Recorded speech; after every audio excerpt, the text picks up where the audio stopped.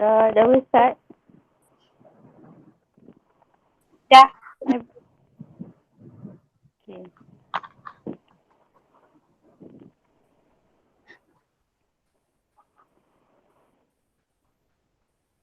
Okay, Assalamualaikum kepada Puan Hani dan Dr. Rakan. So, sekarang kita akan mulakan sesi temu bual.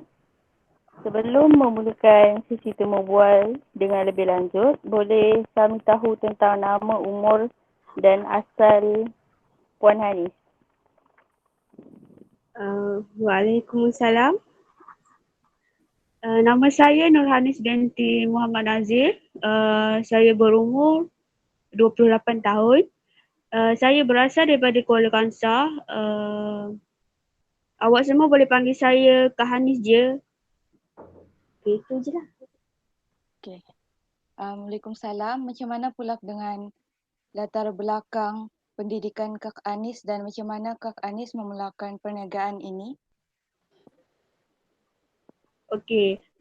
Saya pelajar diploma UiTM di mana saya mengambil diploma dalam jurusan teknologi pejabat dan saya menyambung pengajian degree di UiTM Melaka dalam pengurusan sistem. Saya mula bergiat aktif dalam bidang perniagaan ni pada tahun 2013 di mana saya menceburi bidang ni untuk meneruskan perniagaan keluarga saya yang mana sebelum ni dijalankan oleh ibu bapa saya selama lebih kurang 20 tahun. Mereka mula berniaga pada tahun 2000. Sebelum ni dikenali sebagai Craft Shazila dan sekarang ni lebih dikenali sebagai Craft Hanis, Mihans Hanis Enterprise. Saya berdaftar dengan SSM dengan nama Mihans Enterprise.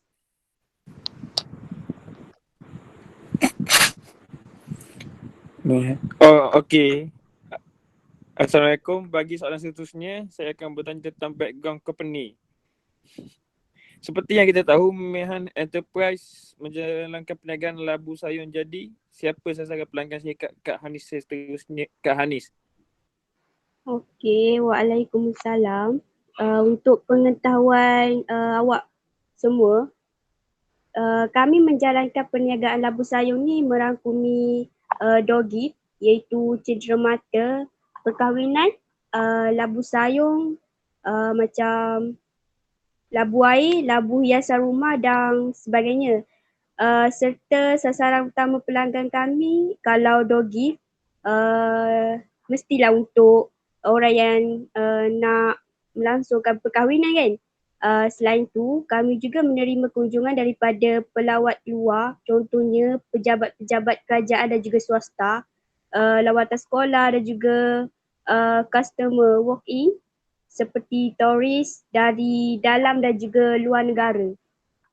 Seterusnya, kami juga menjalankan program di mana student boleh tengok secara berhadapan untuk membuat labu sayur ni di bengkel kami.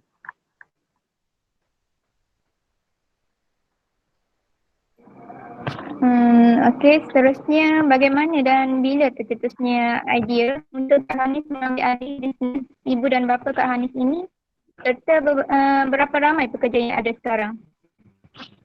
Okey, saya mengambil keputusan untuk mengambil alih ni sebabnya ibu bapa saya semakin meningkat usia dan saya merupakan anak sulung dalam keluarga. Dan kalau bukan saya yang ambil alih ni, siapa lagi kan? Semasa saya mengambil alih tu, saya tengok media sosial sangat perlu digunakan di mana banyak menggunakan Facebook, IG dan juga WhatsApp. Jadi saya terpanggil untuk buat bisnes melalui media sosial ni lah. Sebab ibu bapa saya memang tak tahu pasal sosial media semua ni. Macam pengalaman kerja. Sebelum ni, saya pernah jadi cikgu sementara. Jadi sebelum ni juga saya memang pernah pergi ke KL, Penang dan juga last kali baru saya buat keputusan untuk buat bisnes ni. Sebab saya tengok bisnes ni ada potensi untuk pergi lebih jauh. Cuma kita kena pandai sebab sebelum ni mak saya cuma berdekatan dengan walking customer dan direct customer, dan sekarang saya cuma masukkan bisnes ni dalam online dan ia dapat sambutan daripada orang yang jauh di mana mereka tak perlu datang untuk membuat tempahan. Sebab itulah saya mula masukkan craft ni dalam Sokmed. Selepas tu perniagaan ni mula dikenali.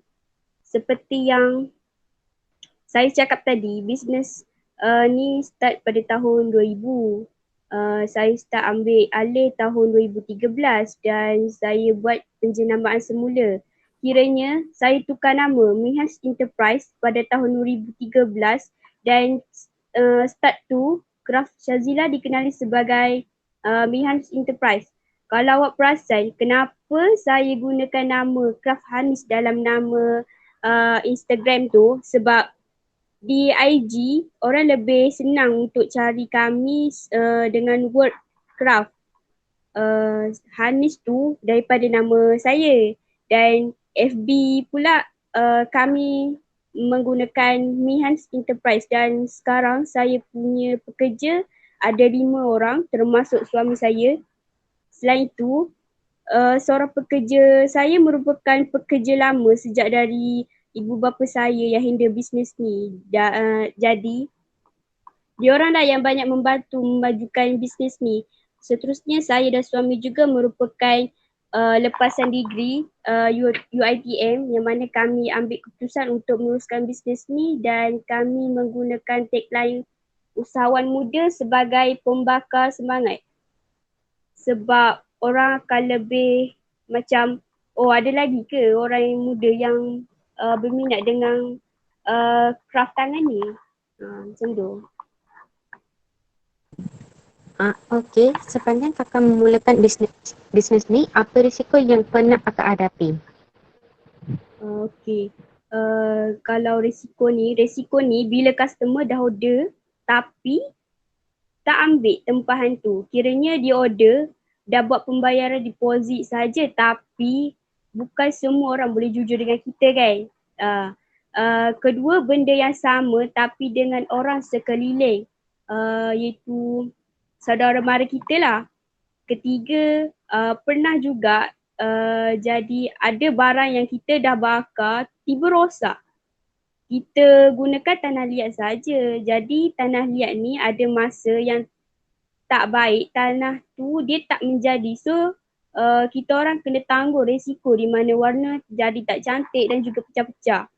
Resiko lain macam sekarang ni kan COVID-19 di mana dalam 3 bulan ni income down to zero serta tak ada langsung sale dari customer walk in. Tak boleh. Memang tak ada. Tempahan-tempahan yang dah buat tu terpaksa di hold ke tahun depan. Di mana diorang tak boleh datang ambil. Cuma tempahan tu tak ada yang cancel lah dan harap-harap benda tu takkan terjadi lah. Seterusnya keadaan ekonomi negara kita sekarang ni di mana ada 1 tahun di mana sale agak slow, di mana orang tak banyak membeli. Malah persaingan antara penjualan juga sama. Perlu bersaing dengan kualiti, harga dan juga produk dengan penjual lain. Di mana kita kena fight dengan barangan kita. Itu je lah. Seterusnya, macam sebelum akak sambung perniagaan ini, akak pernah buat business plan tak? Pengetahuan semua, sebelum ni akak tak pernah buat business plan. Orang kata just go with the flow. Kiranya saya ikut saja apa yang parents saya buat, cuma saya ada tambah cara kerja dan juga cara promosi saya lah.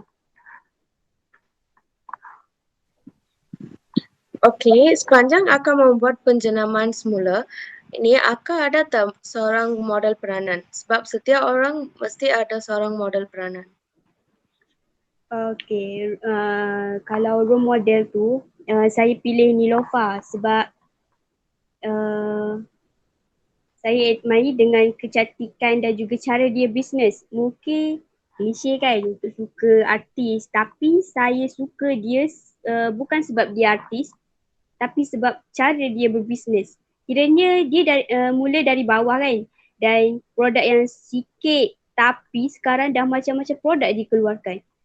Saya berharap satu hari nanti saya boleh jadi seorang entrepreneur yang mempunyai banyak produk. Macam sekarang pun saya ada buat bisnes kecilan macam tudung dan baju baby. Kiranya dalam cita-cita saya nak pelbagaikan bisnes selain daripada labu sayur ni. Tu harapan saya lah suatu hari nanti ada modal dan jika diizinkan Allah. Untuk kraftan labu sayur pula, saya berharap saya ada satu outlet yang ada any handmade craft tangan macam usahawan stock central di mana ada barang rumah, tudung saji, parang, barang-barang kayu, barang-barang besi di kawasan Perak. Kalau sekarang di Bengkek, saya cuma ada labu sayur dan juga periuk tanah je.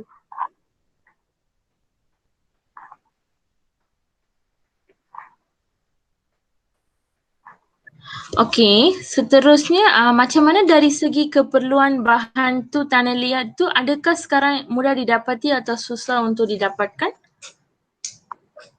Okey, buat masa ni tanah liat ni tak ada masalah lagi lah untuk didapatkan sebab tanah liat tu dia ada di kawasan kampung.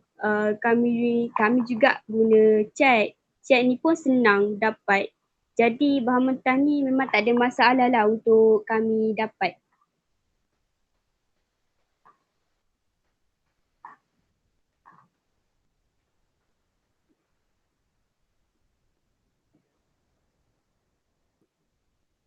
Ada apa-apa lagi soalan?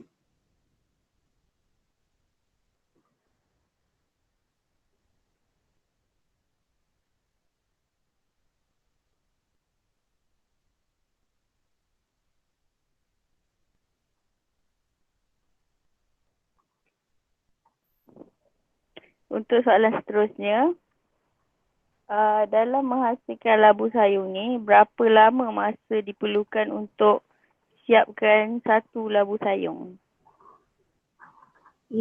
Okey, untuk penghasilan labu sayur ni, masa yang diambil ni dia tak sama. Setiap bentuk design semuanya berlainan dari segi masa memang tak boleh nak jangka dan dia tak boleh nak kira berapa lama yang perlu diambil. Proses buat dia memang bukan buat hari ni dan esok terus siap. Di mana dia ada banyak step. Untuk dah buat tu steady kira belum siap sebab belum dibakar, kita kena keringkan dulu. Lepas tu keluar daripada acuan tu siapkan kalau satu barang door gift ambil masa dalam lebih kurang 1 minit tapi bukan terus siap. Kita kena tunggu proses lain. Contoh kena keringkan, tunggu unit tu cukup, bakar selama 10 jam. Jadi step yang ketiga ambil masa 2 minit tapi kalau nak kira masa yang tepat untuk hasilkan dia tu memang susah. Dia punya masa tu based on bentuk dan juga design. Kita tak boleh nak pukul rata semua sama sebab design pun kita ukir by hand. Daripada satu bentuk tu untuk dapatkan satu labu sayur tu. Okey, soalan yang seterusnya, macam mana kita tahu bisnes ni dia ada naik turun? Jadi pernah tak akak give up nak teruskan bisnes ni? Okey, tipulah kan kalau tak pernah rasa give up dalam keadaan sekarang pun ada rasa tu sebab kita tak boleh nak buat apa-apa dengan apa yang dah terjadi kan. Tapi sokongan kuat daripada keluarga tu yang penting. Ni first time yang rasa terkesan before ni semua jadi sementara di mana sale dan customer kurang pada awal tahun 2019 dan juga 2017 kan. Kira dia ambil masa sebulan. Still ada order cuma menurun saja dan rasa dah nak give up dah banyak kali, bukan sebab bukan senang untuk kita nak naikkan bisnes ni dan untuk maintain. Dia ada juga pasang surut dia. Ada yang jatuh. Sekarang saya bergantung pada rezeki Allah Subhanahu Wa Taala dan banyak berdoa sebab waktu sekarang ni memang kritikal sebab kali ni memang baru rasa sangat-sangat terkesan dan down untuk bisnes ni.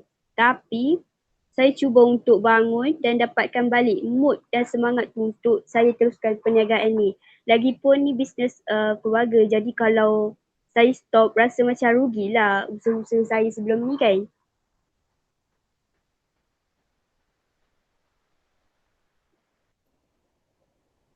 InsyaAllah kami doakan perniagaan akak kembali lancar macam sebelum ni. Memang sekarang banyak bisnes yang terkesan sebab COVID-19 ni. So soalan seterusnya, macam mana akak menyelesaikan masalah yang akak pernah hadapi sepanjang buat bisnes ni? Okay. Macam yang akak cakap tadi kan, ada customer yang tak sempat ambil tempahan. Jadi dari situ akak belajar yang setiap tempahan kita kena ambil deposit sebanyak 50% untuk yang tak bernama, tapi yang bernama kita akan ambil deposit 100%. Dan kita kena jujur dan amanah lah dalam perniagaan ni dengan siapkan tempahan dalam masa yang telah ditetapkan kan. Selain tu, jangan terlalu ambil mudah. Salah satunya tempahan yang pernah rosak tu, jadi dari situ kami ambil inisiatif yang lain di mana kami akan ambil tempahan lebih awal daripada majlis sebab kalau ada apa-apa yang rosak, kami sempat untuk baiki balik dan ganti balik. Okey, soalan terakhirnya pula, memandangkan UMK merupakan universiti subjek utamanya adalah keusahawanan. Jadi apa nasihat sesuai berdasarkan pengalaman akak sendiri untuk pelajar yang berminat dan memulakan bisnes pada usia muda ni?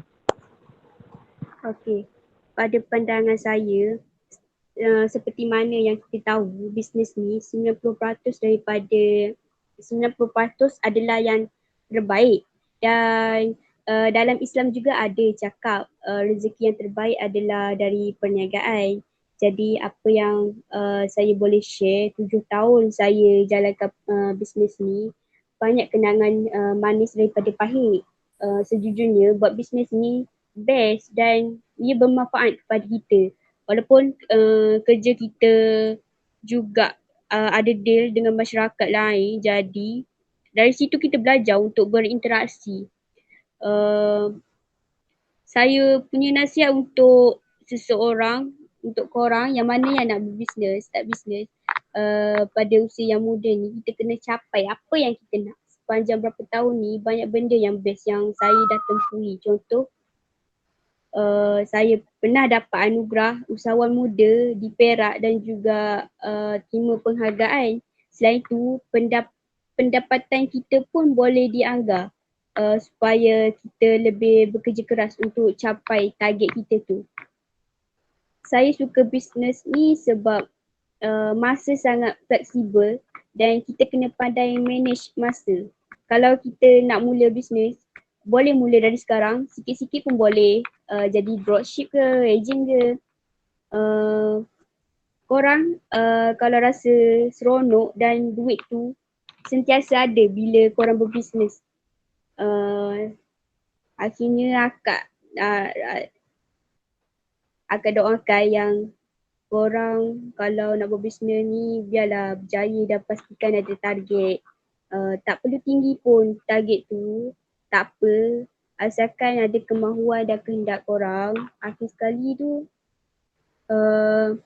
saya doakan awak semua habis belajar rajin-rajin, cemerlang, buat yang terbaik.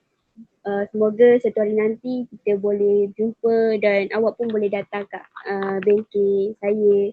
Good luck semua dan belajar elok-elok.